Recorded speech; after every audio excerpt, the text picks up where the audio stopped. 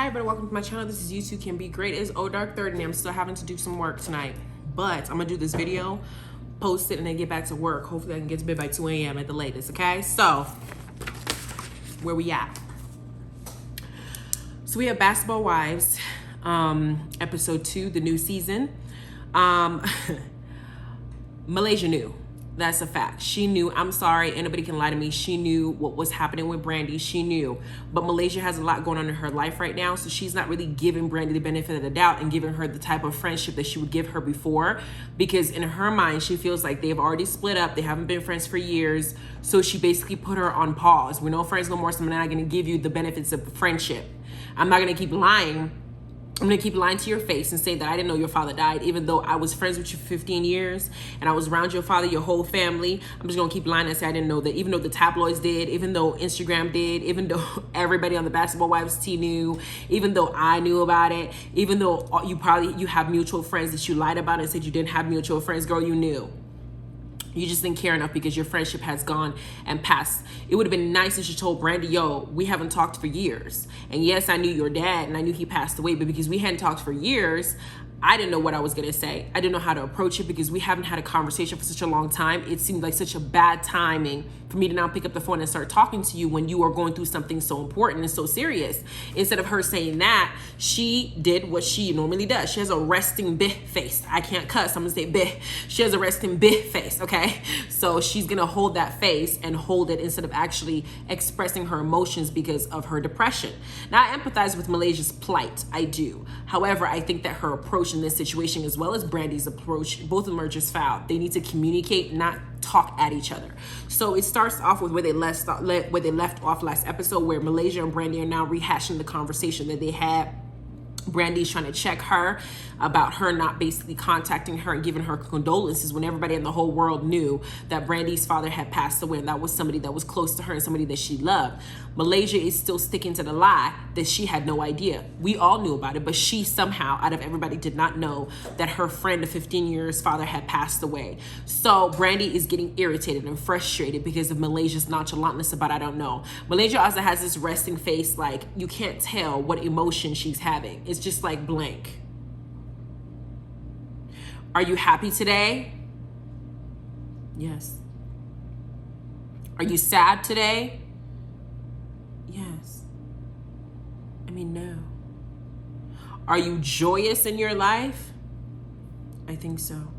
It's just like plain. You can't really tell. I mean, sometimes she smiles and she does that laugh, whatever, but you can't really tell what's going on in her head. And I think that that's the issue, because Brandi's watching her, and after 15 years of knowing her, it would have been nice if she showed some kind of compassion.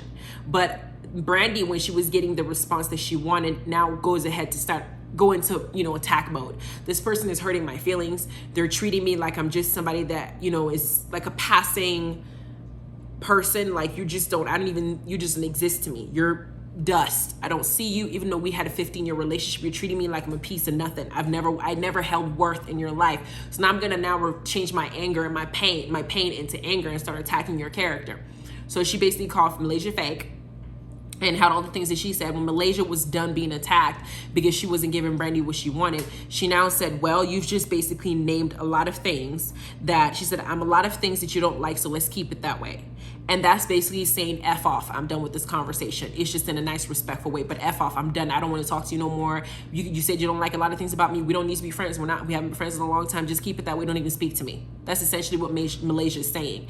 And then she goes back to the crowd, and I'm still trying to figure out when Jennifer, the girl that she tried to throw a table in her face in Amsterdam, almost got herself sent to Amsterdam prison, is now sitting up here talking about, come on, boo. I'm entirely confused. I low-key feel like if Miss Lozada was in this franchise, Malaysia was to have beef with Jennifer. I did say that because Malaysia's on the island by herself, she's gonna suddenly forgive certain things that she swore up and down she would never forgive. She was like, you try to use me to hurt her, and now all of a sudden Jennifer and her are cool. When she spent time calling her, you a liar, bitch, you're a fake, bitch, trying to throw a table at her, bitch, and Kristen trying to hold her back. Now all of a sudden, when everybody was against Jennifer, Malaysia joined in because she's a follower. Now that Malaysia is on the outs, somehow you got Jennifer and her stank breath talking about, come on, boo. I was like, can't y'all smell that? That would have hurt my heart and probably make my eyes water. But they're now besties all of a sudden. Jennifer pulled it to the side and said, you don't miss her? Referring to Brandi. She's like, you know, like I said, no. You don't miss her? Her? No. I just couldn't. That whole scene hurt my heart, but it was funny at the same time because she was the one that called Jennifer stank breath Jennifer. She called her dragon breath. Zale called her dragon breath, and now she's hurling out a lot of H words in your face. You don't miss her, you know, and you're over here inhaling that toxic air. You know, I just can't. Then you got Brandi and Brooke, who have now established a new friendship at Jackie's wedding. Brooke is seeing that Brandi's hurting, so she pulls her to the side and Brandi finally breaks down. She should have broke down and showed Malaysia her pain instead of just Brooke, because I think Malaysia would have been more receptive if that's what she did in the first place, instead of just telling her that she has a character flaw, okay? Then we get to see Brooke in her marriage and how things are going for her with her nice body, yada, yada, yada, yada, yada, yada, put together. Brooke is absolutely gorgeous to me. I wish I could work out and get my body the way that is, or at least go to a surgeon that's not going to have me dead and do my body correctly, not make it a botched situation. But she has a nice body put together. She's now married. She's happy. She's been married for 5 years, and she's now going to spruce up her marriage by going to a nipple piercing place, because she's now had her boobs done, which I'm going to eventually do after I'm done knocking out these babies. And it's now pushed up. She's going to have those things pierced. It's going to be good. So I said, okay, good for her for getting that done. If that's what your husband likes, I know that the nipple has a lot of sensation, girl, get it. So Brandi meets her there to support her in what she's doing, since now their friendship is blossoming. And I was very happy to see it. Then we get to the next scene where we got this awkward dinner situation or a lunch situation between Angel and Rockstar, whose coupling I still don't understand. Angel seems more refined. She seems more eloquent in her attitude and the way that she approaches things and how she communicates. She seems very well put together. She seems like she's gone through a lot, built her business from the ground up, and that she would end up with somebody like the kind of guy that Eve ended up with, the rapper, the very well-respected, well-known Rockstar is a fool. I don't want to cuss, but he's a fool. He's a fool. When we saw him in Love and Hip Hop, he gave us a show. He's a fool. He was gonna fight Akbar. What are those? You know what I'm saying? He was arguing with A1, you know, over Lyrica. He was very loud and he was funny. He was calling Akbar's wife with her thick self. I don't want to be up here with her thick self. She brought her thick self over here, but just know that he was very attractive to that thickness. Rockstar has a very loud personality, and because of his success, he doesn't sound like the type of person that would want somebody to tell him anything. And it seems like what Angel's used to is somebody that she can communicate with on an equal level, and they're not getting there. So here they are having dinner or lunch with Iman and Duffy, and they're, you know, sitting down and they're asking, hey, how are things going? Relationship great? And both of them are taking jabs at each other. They asked Angel, what was it that attracted you to Rockstar? And she said, I don't know. I said, whoa, whoa, whoa. You are pregnant with this man's child, and somebody asked you, what is it that attracted you enough to be able to make a baby with him and child? This girl said, I don't know. That was the shadiest thing I've ever heard. And she was bold. She wasn't even hiding it next to him. I don't know. I don't know what it is about this fool I like. While I'm looking at him right now, I'm just wondering what I created with him. Is my baby going to have most of me or this thing over here? I know how she feels. When my husband pissed me off, he's a thing too. You know what I'm saying? I'm like, I don't want to be next to this thing. Ew. You know? Then they asked, he starts talking about how, you know, he's a Scorpio, she's a Libra. And Duffy says, I heard a lot of stuff about Scorpio men from what my friends have done when they dated. And he was like, what'd you hear? And Angel goes, they're narcissistic. And I was just like, child. You can see the discomfort in Duffy and her man's face, having this, they already feel like we walked into something we weren't even supposed to be walking into in the first place. And then on top of that, Angel describes how if I'm speaking to my man with respect, I'm not used to somebody yelling at me and screaming at me and doing all this nonsense. So I don't know how to respond to it. So if I'm speaking to him with respect, shouldn't that be reciprocated? Rockstar said, nah. Nah, bro. I'm not reciprocating nothing. Not when I'm mad. You're not getting reciprocating respect. You're getting yelled at. Basically, that's what he's saying. And she's pregnant while he's yelling at her. So let's just go ahead and get the pregnant lady's blood pressure up while she carry your baby. That's smart, Rockstar. That's very smart. So Angel now is rehashing in her head why she even fell in love with him, why she even made a baby with him in the first place. On top of that, I'm listening to her and looking at them as a couple. It just doesn't even look right. I don't even know what they have in common to where they're even making a baby to this magnitude. It's just, I don't see it between the two of them. I just see somebody very immature and somebody who's had a certain level of maturity. That's what I see. Then we have Zell and Malaysia's scene, and it was hard to watch. But the one thing I pointed at is that Malaysia's a lie, because she did say, Zell, last episode, she said that her and Brandi don't have mutual friends. So there's no way that she could have known that Brandi's father passed away. Everybody who knows them knows that Brandi and Malaysia had an extensive 15-year relationship where they were just protecting each other. They felt like each other was each other's this, and the third. So why would you not all of a sudden not be, why would I not be an important person in your life, so to speak? So as we're going through this process and we're trying to analyze it, Zell is here, and Malaysia actually says from her mouth that Zell is a mutual friend of her and Brandi's, contradicting what she said prior. So that means that Zell knew Brandi's father passed away, and he could have possibly related to you because that was a friendship that everybody knew that you guys had. So to now sit here and keep fronting that you don't know, that you didn't know, is bull. But then she expresses to Zell how she's tired of people assaulting her character, probably because her and Gennaro are having issues. You know, she was screaming a few seasons ago, Gennaro will others love me. My baby daddy will always love me. But now your baby daddy don't love you enough to pay child support for his kids he made with you. So, girl, karma comes around because y'all did Jennifer wrong. Not that Jennifer didn't deserve it because she was running her mouth, but let her and Evelyn deal with it. You know what I'm saying? But then that situation that occurred, Zell is talking to Malaysia. Malaysia is now expressing her pain, saying that she has depression, and that one of the reasons why she has depression is because he doesn't pay child support. She's having to now be the person who's providing for her for all her children. She misses her children who are back in Atlanta. She's having mommy guilt being away from them because the dad is always out scouting because he's now a coach. In addition to that, she also has depression, and while Brandi is worried about her situation, nobody's checking in on her.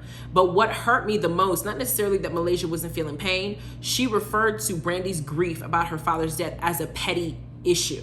She said Brandi is on some petty BS. And I'm just like, no way in heck is a friend of mine of 15 years hurt because I did not check in on them when a person we both knew was my father when you were in my life passes away, and you're calling that behavior petty. You're minimizing my grieving process. I could say that you're being petty by being depressed because your husband, baby daddy ain't paying child support when you could have just go and worked and pay for your kids. I could have equally said that your pain is not to the magnitude of what mine is. What would you call somebody father passing away grief, minimize it and say that's petty? That is why Malaysia always has this a-hole type persona that exudes from her, because sometimes she says things that don't make sense. Even Tammy clocked it when she was on the show. Then we had Duffy and British meeting up to now form a new sisterhood that I don't know if they'll last or not, but their butts seem to match together. And British and her are discussing, and Duffy now expresses to British that eventually Brandi and Malaysia are going to make their friendship work. However, she's worried that if they do, it's going to ice out everybody else that Brandi's built friends with, because when they're together, they're thick as thieves. Nobody else matters. And so she's feeling jealous, even though she doesn't want to say she's jealous. She's saying that that's a cause for concern. And British is like, we need to have a kumbaya meeting so we can go over this stuff. I said, British, you don't want to kumbaya with Malaysia. Remember, y'all were supposed to get into a fight because you said she was giving you a dry hello. So why you want to kumbaya with her? Then we have Brooke and her husband with her body yaddy coming to have her birthday dinner, and she's looking bomb and dressed. Her outfit and her body is on fleek, and everybody is showing up there to have this dinner. Malaysia ain't there. And immediately when Brooke says, are you surprised? Then Brandi is now on the dive to now defend somebody who just looked at you the other day and said, basically, F off. I don't want to talk to you. I don't care what your grief is. I don't even want to hear it. I don't want to be around you, nothing. And here's Brandi now looking dumb because she didn't know what Malaysia said about her in the background. She don't know yet until she watches the show. She's defending her. And of course, Duffy's jumping in all jealous and stuff like, why are you defending this girl? So Duffy now says, because she's her best friend. She's her best friend. And but Brandi's like, this stuff is annoying me. I'm over it. But Brandi's not clocking Duffy's jealousy and Duffy's fear that their friendship might cease to exist if Malaysia comes back in the picture. All that is being negated. So that's something that I think that needs to be taken into consideration on Brandi's end, but Brandi's too focused on Malaysia. At the same time, y'all hadn't talked for a long time, so to now make it a storyline on Basketball Wives is also questioning. It's questionable because y'all could have taken care of this years ago when y'all weren't talking off camera. To now use this as a storyline, Brandi might be picking to try and make this an issue where Malaysia don't have this energy to give. So there's two sides to the story. Then we have Jackie picking up the oyster. they had to coax her into eating that oyster. She was like, the texture feels like something other people told me. That it feels like I just haven't tried it myself. I said, girl, bye. Jackie, as old as you are, as much as Doug was out there as a basketball player, seeing all these little nice young things up in the road, walking, you were out there giving Felacio almost every freaking day to make sure that he misses what he misses when he leaves the house. Don't sit up here and tell me that all those years that Doug was playing basketball, had all these hoes running up in his apartment trying to get up in that you did not stoop to do every single trick in the book that you could think of to keep that man, to make sure that he's as excited with you as when he's gone. So to sit up here and pretend and say some nonsense like, I don't do that. I just know that the way that the texture feels in my throat is what I've heard from people. It's supposed to be like, no, girl, you know what it feels like. We all know what it feels like, you know. And Brooke is my spirit girl. Maybe because you don't give Felacio to man. Brooke, she gives Felacio, lots of it. She has 50 something years and 25 different anniversaries. She's been giving it in any anniversary. He gets it. Jackie has been on her knees a ton of times, and she'd work them knees out. She knows what she's doing. So all that, I don't do that. Yes, you do. You do that. You do. Then Rockstar calls Angel while she's at this dinner talking about what's going on with you, Angel, you know, because probably Angel hasn't called him or whatever the case is. She's probably putting him on pause and whatnot, and he's worried. He's aggressive with it. So Angel's like, I gotta go. I gotta call you later. Don't do this. Gets off the phone, and her mood has changed. She wants to go home. Then we get to Brandi now checking Duffy for that yo best friend mess. She goes, stop saying that. And Duffy's jealous, but she's like, why do you defend her? She's not even here. You know you miss her. Brandy's like, I don't miss her. She goes, yes, you do. And, you know, she checks that with Duffy. Duffy, I don't think Duffy's going to stop because Duffy's still feeling some type of way. She don't want Brandi chasing after Malaysia when she feels like she's just as equal of a good friend. I mean, I won't want that either. Then we got Malaysia, who didn't show up. Jackie calls her, and we find out that she's back in Atlanta with her kids, where she feels comfortable. But they're having to stay in a 2-bedroom apartment with a few dogs and the kids. They're gonna have to kind of cope with it for a while, and she has to figure stuff out because that's where her happiness is, and because she's probably financially strained because Gennaro and Payne. But girl, why didn't you take him to court? You know, I know child support will seize his bank statements. Child support will cancel his driver's license. Child support will make his life difficult for him to actually go scouting if he doesn't pay his bills. So you can go to court and make him pay his bills, because if this is difficult for you, the judge will make him pay and will literally sanction all his stuff if he doesn't pay. Okay? You can do that. And then we get to Iman, Shadi, Duffy's daughter, and their scene. And there's the issue with their storyline is that Duffy is considering allegedly quitting DJing because Iman wants her to quit because he's been around this whole time and he wants her to be at home being a mom. Duffy's arguing like, yo, I spent my whole life trying to get to this part of my life, and now I only do it on weekends. It's not like I'm missing weekdays, and I don't want to just throw this stuff away because French keeps calling her saying, hey, let's go back on the road. I see you getting big. We can make a lot of money, all that stuff. And Duffy's like feeling like she has to choose between her career that she's busted her butt for and her man. If I was Duffy, I'm not quitting my career, because I know for a fact once a woman becomes dependent on a man financially, or once they get to that point, it gives them ways to respect you, to disrespect you, because now you're at their beck and call.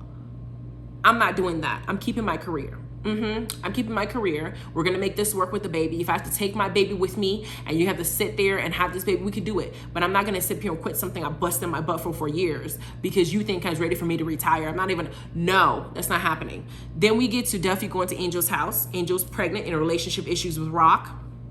And Duffy and her talking about it. And Angel says, I'm disappointed basically because I wanted the father of my children to be around. I never wanted to be a separate household. I didn't plan this. I don't have kids like to have a separate broken home, but I'm looking at Rock like he's not the person I thought he was, or the type of father that he could be in this relationship. And so it's good to take time apart. So they're basically on a break, broken up type thing. So it's hurting her because now she might be coming to the realization that she might be a single parent, co-parenting with somebody whose maturity level is not necessarily the same as hers. And that's a harsh reality to take when you're pregnant. So that's what their reality is, and that's where the episode ends. I do feel like Duffy's gonna go around and spread Angel's business to the whole town, the whole crew, everybody that can listen, because you know Duffy's like that. But we'll see how Angel reacts when that situation occurs. Go ahead and take a look at my Real Housewives review. Let me know what y'all think about this episode and this review. You guys have a great, wonderful evening. I took time to do this because I wanted to get this out before tomorrow. Bye.